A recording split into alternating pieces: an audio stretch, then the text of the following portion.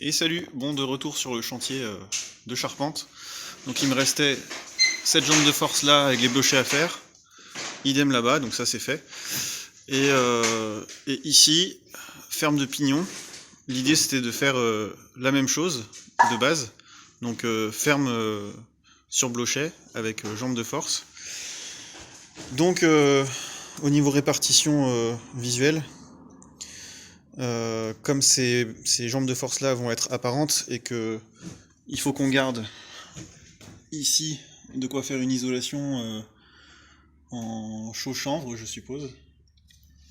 Donc le but c'est de pas mettre un blochet à gauche et un blochet à droite, mais de rester sur l'axe de l'arbalétrier pour garder une continuité d'isolation derrière.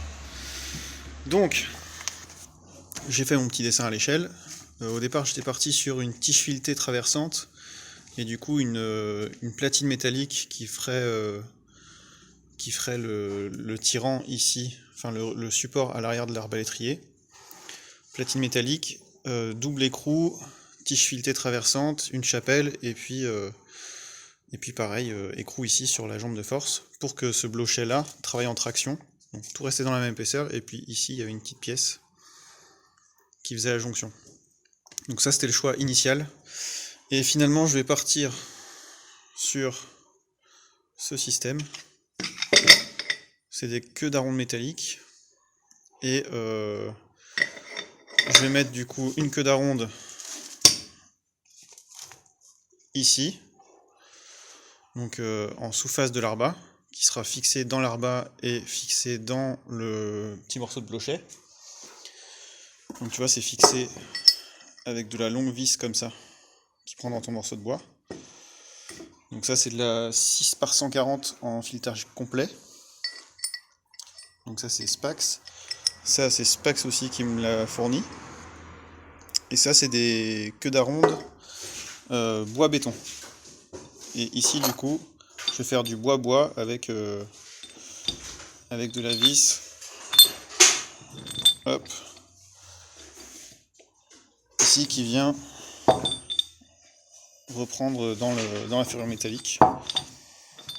Et avec une résistance largement suffisante donnée, que ce soit par la vis ou par la ferrure, pour reprendre les efforts de ma ferme de pignon.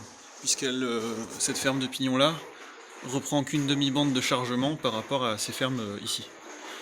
La bande de chargement c'est la surface de toiture que reprend une pièce de bois. Donc cette pièce de bois là reprend la moitié de cette anthrax ici. Donc ça va porter à peu près de là jusqu'à peu près ici.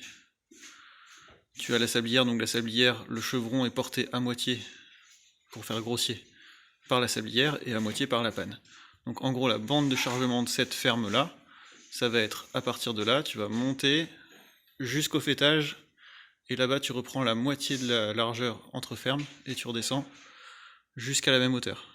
Et hop.